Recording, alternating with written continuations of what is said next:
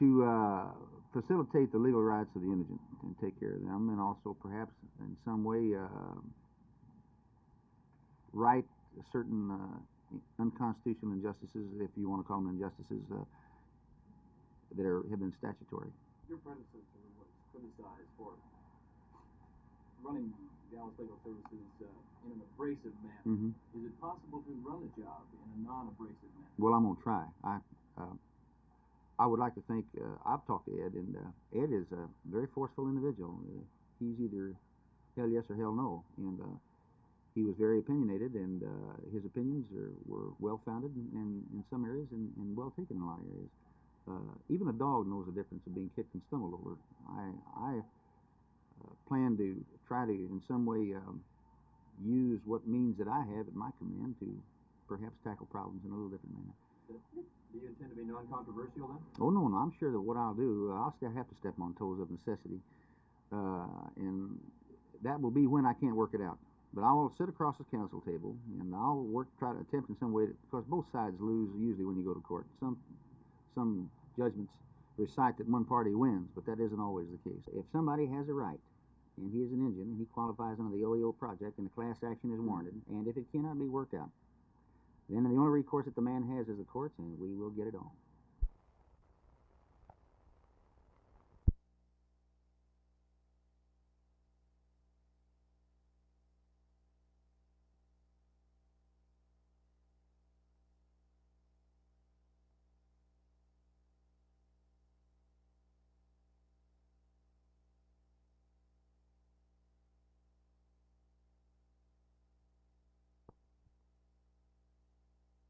This circular has all the earmarks that have been printed by some people who still have the same ideologies, inhumane beliefs, thieves of social justice, rapists of human rights, destruction of our Constitution, and bigots of religious freedom, as the same people who put Adolf Hitler and other dictators into power to disrupt, destroy, and enslave our civilized world.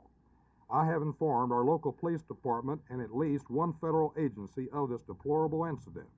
The police department is well on top of the situation, and they know the source of this unhealthy propaganda.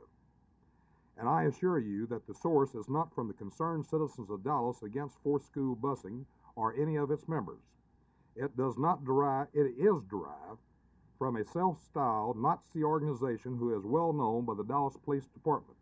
I encourage and I solicit that any person receiving this type of circular to try and identify the person and report it to the Dallas Police Department immediately.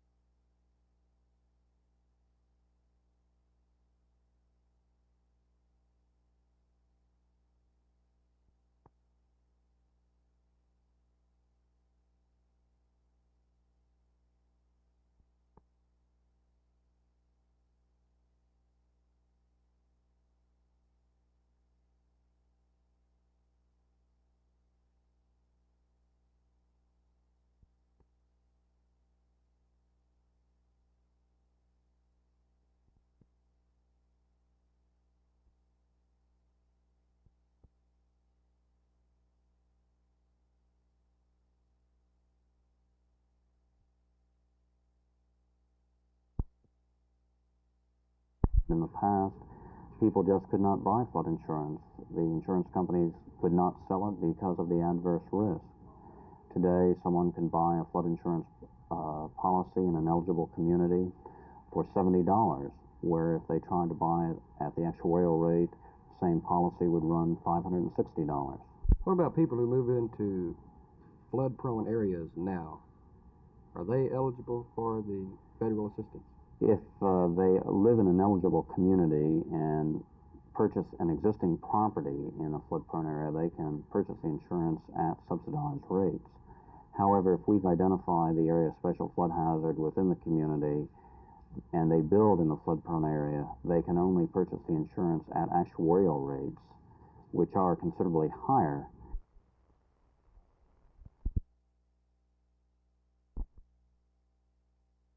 I would like like to urge the John F. Kennedy Memorial Commission to recommend to the Texas legislature that the state of Texas acquire the Texas School Book Depository Building site by gift, donation, or eminent domain for a great museum to memorialize the life and death of John F. Kennedy.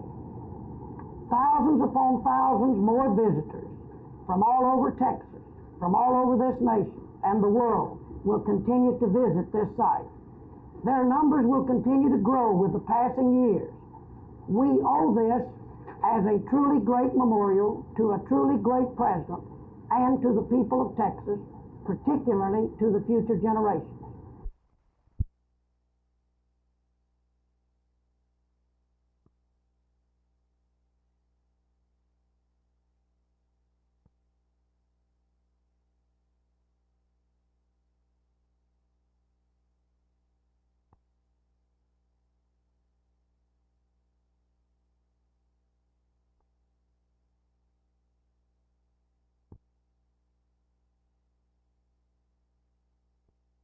No, I didn't think football would be as good in the States as what it has been, you know, but I think that as far as the Tornadoes are concerned, I think without doubt they must be the best all-round team, you know, in the North American Football League, you know, without doubt, individually and collectively. Who will Newman use in your departure and also in yours? Well, I think Tony McLaughlin and Bobby Moffett just come back from injury. I think they'll probably use those up front. Well, there will not be as much depth then for the drive, will there? Possibly not as much depth, but I still think they're good enough to win. What about Rochester? This will be your last game and also Tony's. Yeah, well, they're a hard team, and I think we'll beat them quite easy. The way the team's going, we've got momentum now.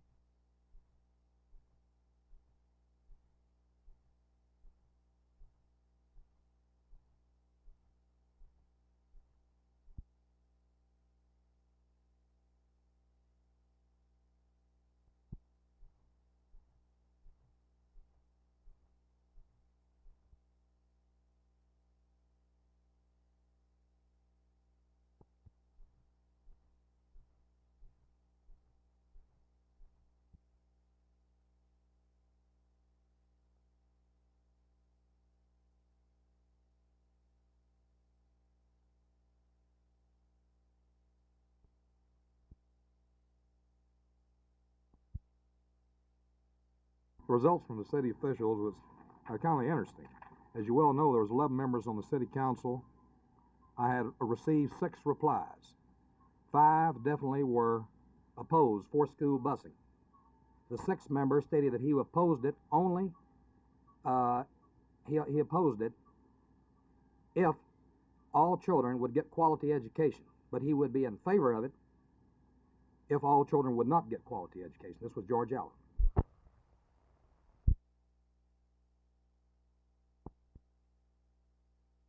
Several major items are on the agenda tonight. Board members will hear a report on the full-day kindergarten program in the public schools.